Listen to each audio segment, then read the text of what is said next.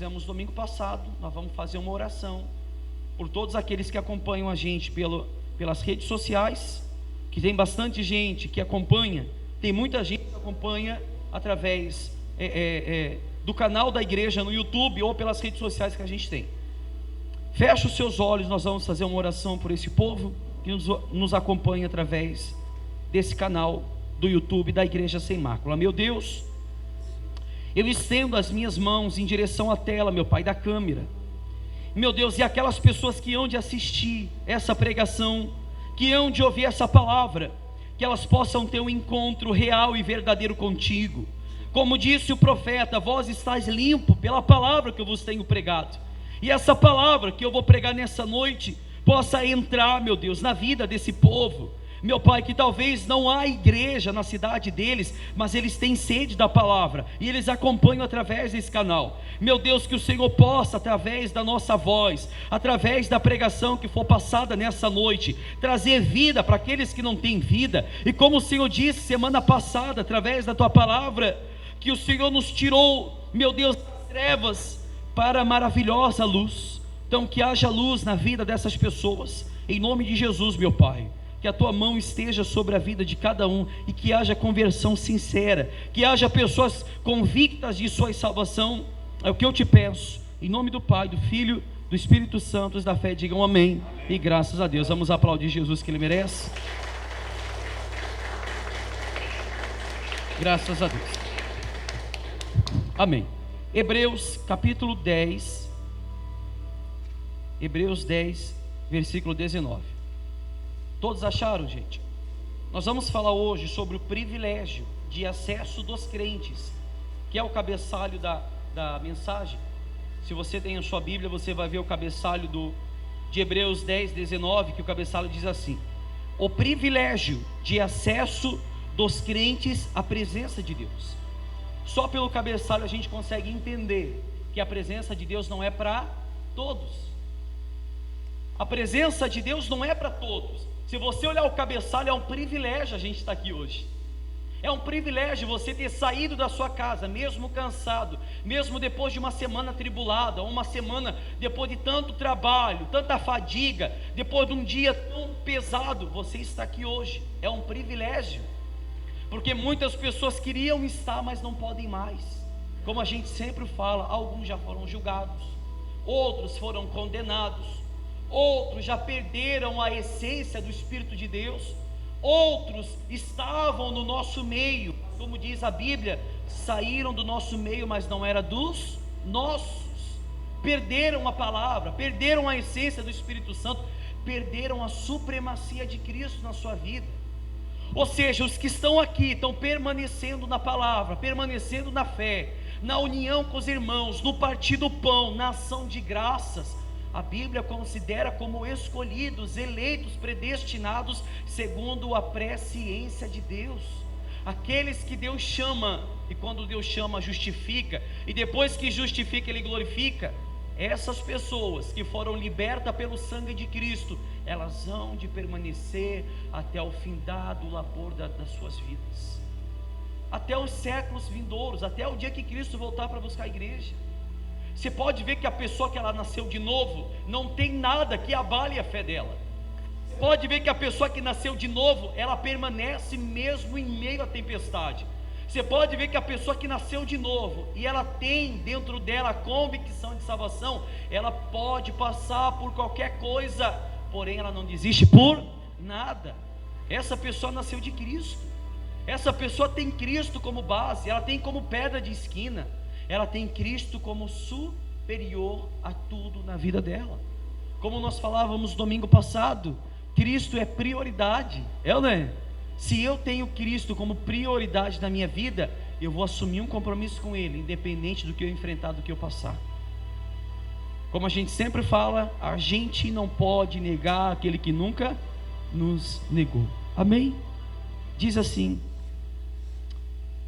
versículo 19 do capítulo 10 de Hebreus, capítulo 10, versículo 19: tendo, pois, irmãos, intrepidez quer dizer coragem, Tendo, pois, irmãos, intrepidez para entrar no Santo dos Santos, pelo sangue de Jesus, pelo novo caminho e vivo caminho, que ele nos consagrou pelo véu, isto é, pela sua carne, e tendo grande sacerdote sobre a casa de Deus, aproximemo-nos com sincero coração, em plena certeza de fé, tendo o coração purificado da má consciência, e lavado o corpo com água pura.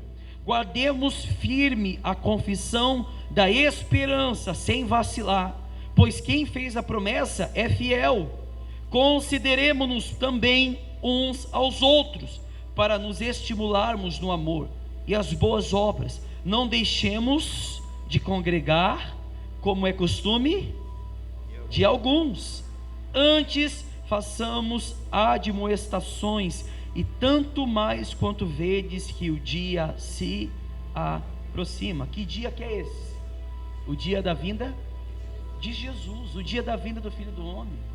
Se você olhar o livro de Hebreus, capítulo 10, versículo 19, ele vai mostrar a realidade de que Cristo, naquela cruz, quando foi crucificado, quando ressuscitou, no meio da crucificação, que o véu se rasga, aonde nós temos livre acesso para entrar no Santo dos Santos, nós temos livre acesso para entrar nos atos de Deus, nós temos liberdade para se colocar de joelho e falar juntamente do Pai, ou com o Pai, temos livre acesso, não tem nada que nos impede.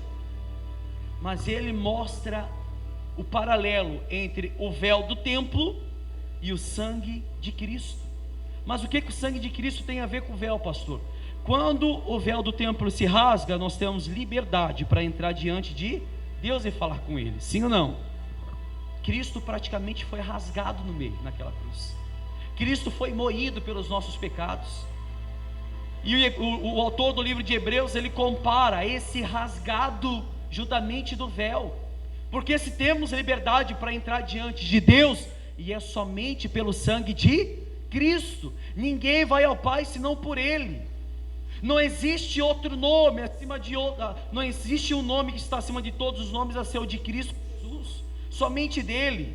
Você vê que a Bíblia mesmo diz que entre Deus e os homens existe somente um mediador, que é Cristo Jesus, o homem. Ninguém pode se achegar ao Pai se não for por Cristo. Ninguém pode fazer uma oração direta a Deus, tem que colocar: meu Deus, em nome do Senhor Jesus, senão nós não temos livre acesso a Ele. O escritor de Hebreus, ele mostra a essência de Jesus na nossa vida. O escritor de Hebreus mostra o privilégio de se achegar a Deus diante de Cristo. O escritor de Hebreus mostra que Cristo, Ele é suficiente acima de todas as coisas na nossa vida. Você pode ver que acima de todas as coisas que ele escreveu aqui, quando se colocamos inteiramente na presença dele, tem que ser com o coração sincero, a mente tem que ser lavada, o coração tem que ser puro, o coração tem que ser regenerado. Mas só há uma maneira para que haja essa lavagem espiritual na vida do cristão: ele se achegando nos átrios de Cristo Jesus. Nós falávamos ontem aqui na escola bíblica, foi muito bacana ontem, foi ou não foi? Quem estava aqui? Foi muito forte. Aos poucos, as pessoas que estão vindo estão conhecendo a verdadeira palavra. É como eu falei ontem nós falamos uma coisa na escola bíblica que jamais eu vou falar no culto. E ontem estava o povo que está frequentando permanente a escola bíblica. E nós falávamos que Cristo, que se nós se convertermos a Cristo, a nossa vida tem que ser em testemunho de Cristo nessa terra. A nossa vida não se compara dentro de uma igreja, a nossa vida se compara lá fora. O maior testemunho do cristão não é dado dentro da igreja. Por isso que nós não testemunhamos de nós mesmos, nós testemunhamos de Cristo Jesus ressuscitado e glorificado. A nossa vida dentro de uma igreja não se baseia eu sentar numa cadeira, ouvir a palavra de um pastor pregando e depois ir para casa como se nada tivesse acontecido. Paulo mesmo disse: seja meus imitadores, assim como eu sou de Cristo. Se Cristo me ressuscitou juntamente com Ele em novidade de vida, e como diz no livro de Efésios capítulo 2, que outrora estávamos mortos em ofensas e delitos e pecados, e Ele ressuscitou a gente juntamente com Ele. Se eu ressuscitei juntamente com Ele, a minha vida vai se comparar a Cristo. Você pode ver que no livro de Gênesis diz: façamos o homem a nossa imagem, a nossa semelhança. Se eu tenho a semelhança de Cristo, eu vou andar conforme Cristo andou, eu vou falar como Cristo falou. Se a Bíblia diz que se nós vamos ser julgados pelas palavras ociosas da nossa boca, são palavras mortíferas, palavras de maldição, palavras de baixo escalão, palavras que não traz benefícios para a alma, vamos ser julgados por isso, porque toda palavra que procedia da boca de Cristo era palavras de bênção, meu Deus. Pastor, e os momentos que ele falava raça de víbora, vocês têm o pai o diabo, raça de víbora, meu amigo, ele estava contradizendo os fariseus religiosos. Mas toda a palavra que saiu da boca de Cristo foi para trazer luz. Ele era a luz dos homens. No livro de João capítulo 1 mostra isso. João veio para testificar da luz, e a luz era Cristo, e Cristo alumiava a vida dos homens. Hoje eu não posso dizer que tenho luz se eu não ando com Cristo. Se eu ando com Cristo, a luz de Cristo me ilumina. Amém? Ou seja, para que eu possa dizer que a minha vida se compara à luz de Cristo, eu tenho que ter Cristo na minha vida. E para que Cristo manifeste o reino dos céus sobre a minha vida, como diz o livro de João, que quando nos convertemos, o reino dos céus vem até sobre nós, é necessário que eu apresento aos sedentos esse reino. Como é que o evangelho vai ser expandido? E eu falar que eu tenho Cristo na minha vida, e eu falar que eu fui batizado pelo Espírito Santo, se eu não demonstro, meu Deus?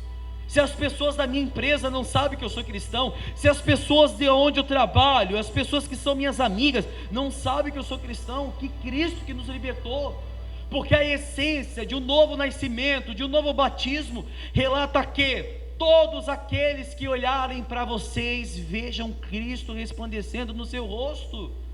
Foi isso que aconteceu com Moisés, quando ele descia do monte, meu Deus.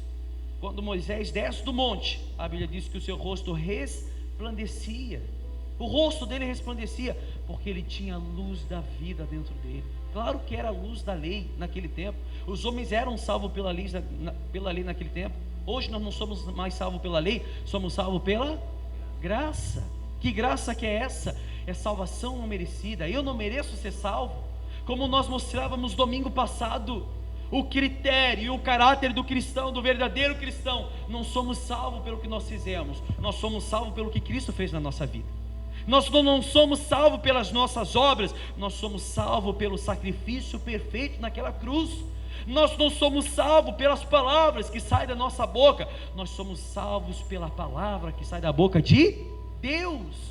Somente pela palavra. Por isso que o profeta falara: vós estáis limpos pela palavra que eu vos tenho pregado. Somente pela palavra. E a palavra, desde o Velho Testamento, desde Gênesis até Apocalipse, e de Gênesis a Malaquias, todo o Velho Testamento era sombra que voltava para Cristo, a vara de Arão que florescera. Convenha que o Filho do Homem seja levantado. Da mesma maneira, o Velho Testamento trazia Cristo no Novo, e o profeta que teve visão de Cristo sendo crucificado, Isaías, ele falava muito do Messias. Ou seja, o Velho Testamento era a vinda vindoura de Cristo, e hoje Cristo veio para nós, para os gentios. Amém? Quando Jesus ele vem e ele começa a anunciar o evangelho do Pai, do reino, e quando ele fala que o reino dos céus se achegou até vós, os discípulos, sendo bons judeus, pelo menos Pedro, que se você olhar a história, Pedro ele começa a pregar somente para os judeus. Pedro começa a mostrar o evangelho para os judeus de Cristo, e sabendo que os judeus rejeitavam Cristo. Só que teve um momento que Pedro teve uma visão, como nós falávamos semana retrasada, que Pedro teve uma visão de um lençol com frutos imundos, com carne imunda de animal imundo, aquilo que os judeus não poderiam comer. E quando aquele lençol vai descendo sobre ele, Jesus ou o próprio Deus fala assim: Pedro, come isso aí.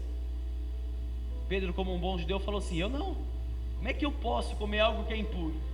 Deus falou assim: não torne impuro aquilo que eu purifiquei. Ali Pedro entende que o evangelho não era só para os judeus, era para os gentios. O evangelho foi para a gente, está sendo para a gente. Eu digo uma coisa para vocês: se Cristo, o apóstolo Paulo, pela revelação do Espírito Santo, não recebesse esse evangelho, hoje eu e você seria condenado, porque o evangelho não se concentrou só nos judeus. Outrora, no passado, na lei, sim, mas depois da crucificação de Cristo, o véu que estava posta no templo se rasgou de alto a baixo. Hoje eu e você temos liberdade para se achegar a Ele. Por isso que o cabeçalho diz: o privilégio. É um privilégio ter acesso a Ele. É ou não é? É um privilégio, meu amigo, em saber de onde Ele nos tirou e aonde Ele está nos colocando, em saber que Ele nos tirou das trevas para a sua maravilhosa luz, nos tirou do lamaçal do pecado e nos colocou nos lugares celestiais dessa terra, e saber que Cristo nos ressuscitou quando estávamos mortos no pecado, no tempo da rebeldia, no tempo da ignorância, e arrancou o véu dos nossos olhos, e arrancou a venda dos nossos olhos. Hoje foi feito na vida dos cristãos uma regeneração pelo sangue de Cristo naquela cruz. Hoje o sangue de Cristo nos liberta de todo pecado, nos purifica de todo pecado, nos lava de toda má consciência, da enganação, do que está escrito no nosso coração com ponteira de diamante, que é o pecado do homem. Se não for por Cristo, meu amigo, não vai ser por ninguém. Se não for por Cristo, é impossível que o homem se salva a si mesmo, porque o sacrifício perfeito trouxe vida para o homem condenado. O sacrifício perfeito trouxe vida para o homem que já estava no ar, gemendo, gritando ardentemente. O sacrifício perfeito, o sacrifício da cruz, trouxe vida para um grupo de pessoas que, como diz a palavra de Deus, que se Ele morreu pela gente, a partir de hoje nós vamos morrer por Ele. Nós vamos morrer por Ele. Amém? Pastor, morrer por Ele, o que significa? Não é apenas eu saber que a qualquer momento eu posso ser morto à espada pelo Evangelho de Cristo, mas morrer por Ele significa eu matar a minha carne. Morrer por Ele é eu não fazer a vontade do meu coração mais. Morrer por Cristo é saber que o meu maior inimigo grita dentro de mim, está 24 horas me rodeando, que é o meu maligno coração, falando: faz isso. Sei que se eu fizer isso, eu vou entristecer o Espírito Santo, aquele que me trouxe vida. Nós falávamos ontem também que as pessoas que vêm para a igreja com medo de ir para o inferno, me perdoe, meu amigo, você não nasceu de novo. Você está aqui porque você tem medo de ir para o inferno? Eu não estou aqui por isso. Eu estou aqui porque eu sou grato por aquele que me salvou. Amém? Eu estou aqui porque eu sou grato por aquele que deu vida ao miserável como eu, a um homem que não poderia ter vida, a um homem que tinha perna mas estava morto, a alguém que estava morto há muito tempo, mas a luz brilhou no Monte Gólgota, a luz brilhou no Monte Calvário, no Monte Caveira, e lá de cima daquele monte, aquela luz que transpassava todo aquele povo, e lá naquele monte, aquela luz que iluminava aquele povo, que uns gritavam: crucifica-o. Chegou vida naqueles homens, meu Deus. Chegou vida na vida daquelas pessoas que crucificaram Jesus, daqueles que gritavam: crucifica-o.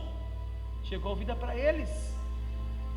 Se Paulo, sendo o maior assassino de toda a história bíblica, teve condição de ser salvo, imagina a gente. Amém? Porém, ele não foi salvo pelas obras dele, foi por Cristo Jesus. Estão entendendo, pessoal? Versículo 20, capítulo 10, versículo 20: pelo novo e vivo caminho que Ele nos consagrou pelo véu, isso é, pela sua carne, e tendo grande sacerdote, olha só, e tendo grande sacerdote sobre a casa de Deus, aproximemo-nos com sincero coração, em plena certeza de fé, tendo o coração purificado de má consciência e lavado o corpo com água pura. Que água pura é essa? Está no livro de Efésios, capítulo, se quiser abrir rapidinho, se você maneja bem, Efésios capítulo 5, 26. Eu vou mostrar água pura para vocês. Efésios 5, 26 diz assim: para que a santificasse tendo-a purificado por meio da lavagem de água, ou seja, pela palavra, para apresentar a si mesmo igreja gloriosa, sem mácula, nem ruga, nem coisa semelhante, porém santa e sem defeito. O que é água pura? É a palavra de Deus. O que é água pura? É o que eu estou fazendo agora. Eu estou jorrando do trono de Deus água pura aos sedentos. Eu estou jorrando do trono de Deus vida para aqueles que estão mortos. Através da palavra que você vai ter vida. Se você olhar pelo Evangelho, quando o homem se apresenta a Deus como igreja gloriosa, uma igreja pura, santa, sem mácula, sem ruga, sem pecado, por que ele se apresenta? Porque ele foi lavado pela palavra, pelo Evangelho de Cristo. Eu não posso dizer que eu sou uma igreja sem mácula, eu não posso dizer que eu sou uma igreja gloriosa, sem que a água pura tenha me lavado da minha má consciência, como está escrito em Hebreus 10, meu Deus.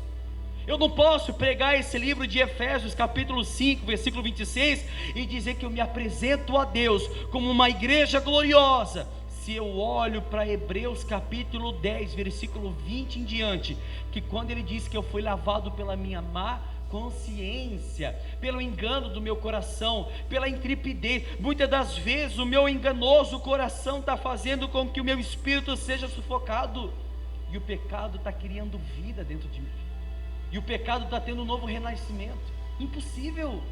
Que água que você foi lavado, meu amigo? Que água que te lavou não foi da palavra. Nós não podemos servir a dois senhores. Ou há de amar um e odiar o outro, ou você ama a Deus, ou você se lança para o mundo, para o pecado. Como diz Apocalipse, que aquele que é santo santifique-se mais ainda. Aquele que é impuro se lance para a impureza. Aquele que é sujo, suje-se cada vez mais. Não tem desculpa. Você pode estar na igreja hoje, nesse momento, agora, ouvindo essa palavra, e a água sendo jorrada do trono, e amanhã você pode fazer tudo de errado. Você está sendo hipócrita. A hipocrisia reina na sua vida, como nós falávamos semana passada. A hipocrisia de uma pessoa cristã que diz que nasceu de novo, ela está dentro de uma igreja, mas viver como se ela não tivesse sido tocada por Cristo. Não tivesse sido tocada por Cristo. Infelizmente é assim. Você quer ver uma coisa? Tem uma caneta aí, obreiro? Alguém tem uma caneta aí? Tem uma aqui. Agora vamos fazer um teste com você.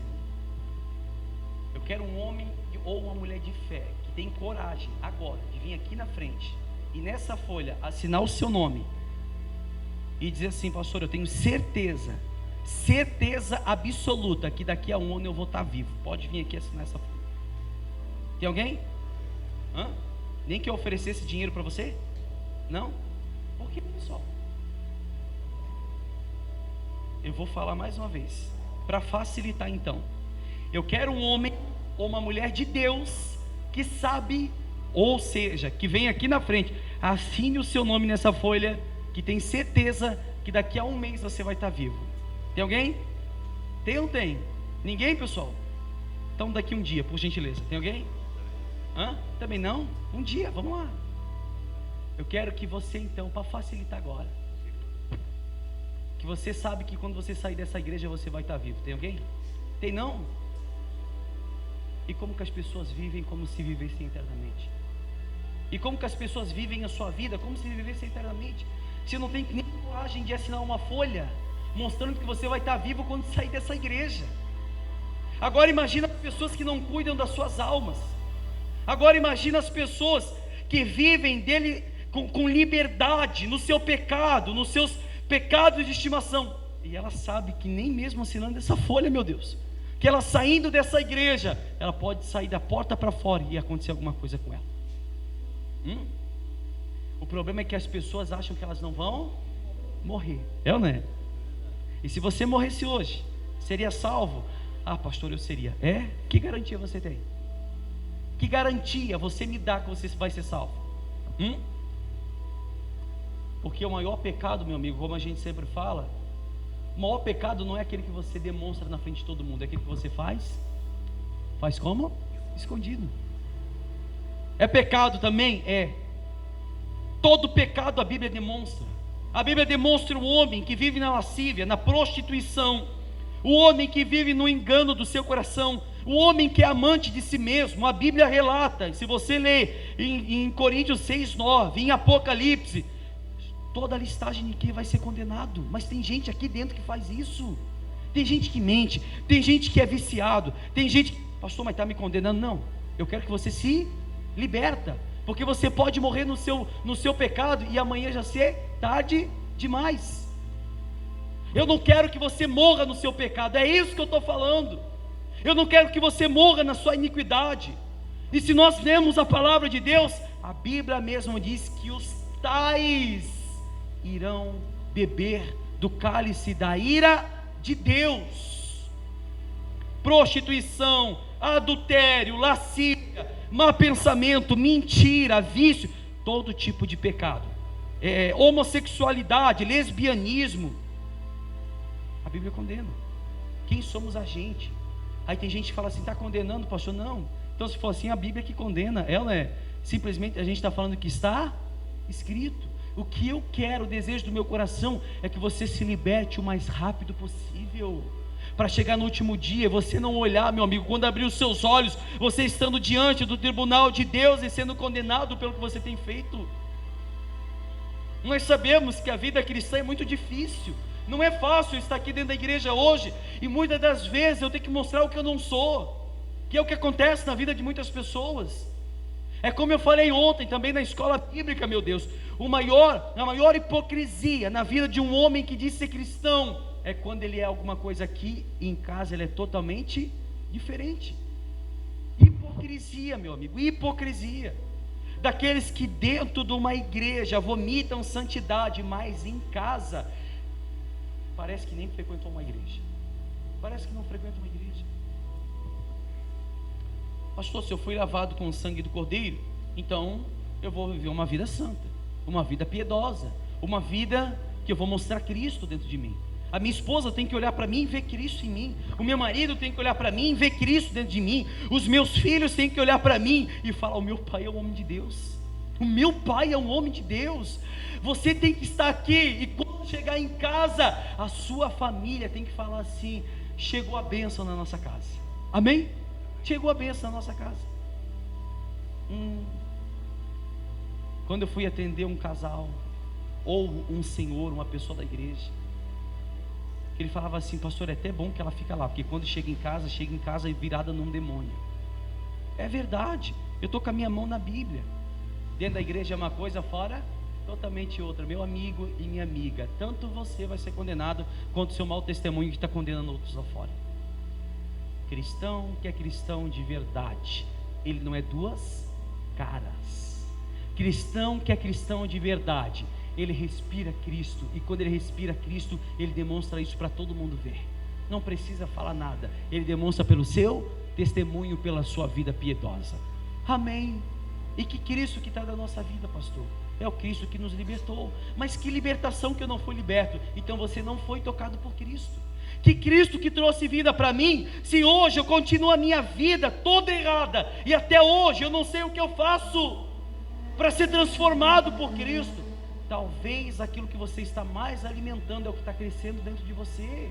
Esse é o problema de muitas pessoas, é que no momento que você poderia estar se alimentando com a palavra, se alimentando com o Espírito Santo, você está fazendo tudo aquilo que desagrada a Deus.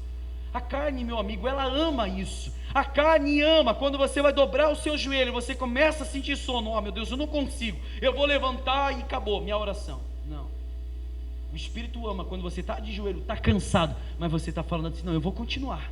Não é o cansaço que vai me impedir. Quando você está lendo a palavra de Deus, eu não entendi, eu vou ler de novo, eu não entendi, vou ler de novo, porque eu quero que Deus fale comigo.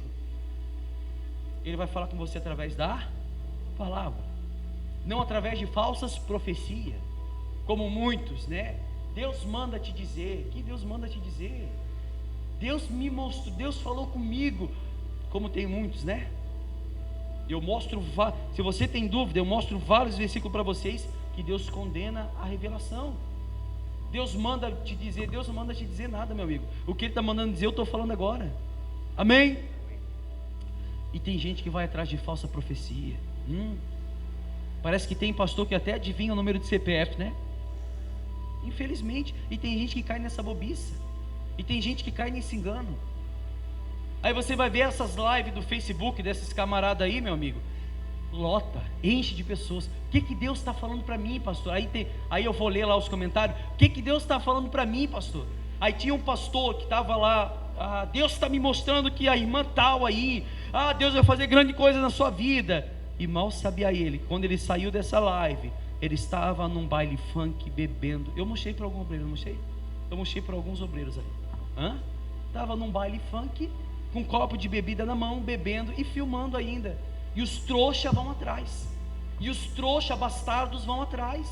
Acreditam no falso profeta. E toda live que eles faziam, eles pediam dinheiro. Eu vou revelar, deposita. Meu Deus, o dom de Deus é gratuito. E a todos Deus dá gratuitamente. Você vai atrás de falsa profecia, você não conhece o Evangelho.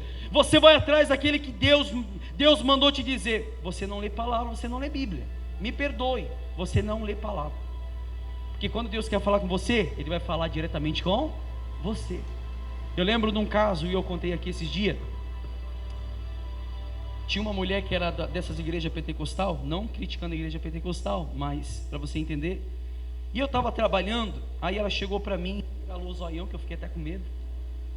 Ela falou assim: Deus manda te dizer que tem 2 homens numa esquina querendo te matar. E aquele dia eu estava em consagração. Deus, Ele está me mostrando 2 homens numa esquina e eles vão te matar. É mesmo? Mas como que Deus falou com a senhora, que a senhora está com um cigarro na mão, e não falou comigo que eu estou em consagração? Não entendi.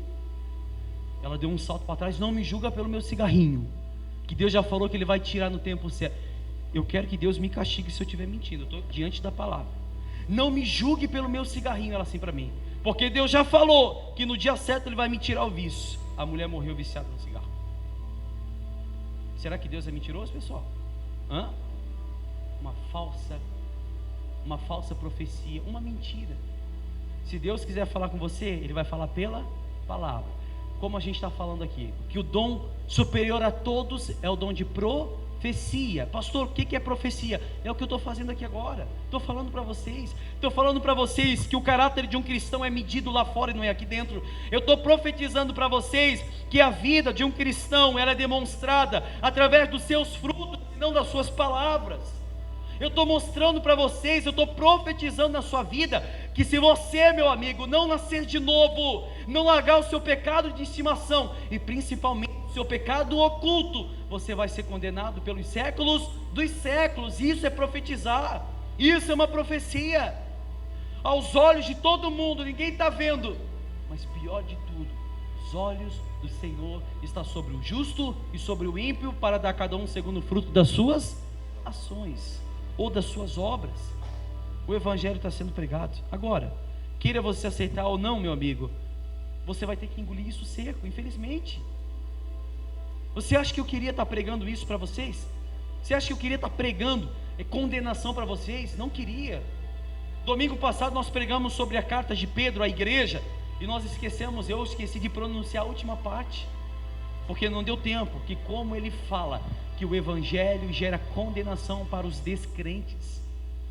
O Evangelho de Cristo gera condenação para aqueles que não nasceram de novo. Porque o que vai te condenar? É a palavra. Se você está aqui hoje e você tem amante, você vai ser condenado. Se você está aqui hoje e não largou seus maus costumes, você vai ser condenado. Enquanto tem vida, a esperança de mudança. Então mude quanto é tempo. Não espere para amanhã. Pastores não pregam isso, por quê? Porque tem medo de perder membro. Mas eu digo uma coisa para vocês: eu tenho medo de perder a minha salvação. Perder membro, meu amigo. Você quer sair da igreja porque eu estou pregando isso? Mas entenda, você não está saindo por causa de mim. Eu estou falando que está escrito na palavra. Por isso que a gente é odiado por muitos e por todos. Por isso que a gente é odiado, porque a grande maioria não aceita o que está escrito. Amém. Paramos aonde? 25 diz assim: não deixemos de congregar-nos, como é o costume como é o costume de alguns. Isso daqui quebra a doutrina dos desigrejados. Não preciso ir para a igreja. Como não?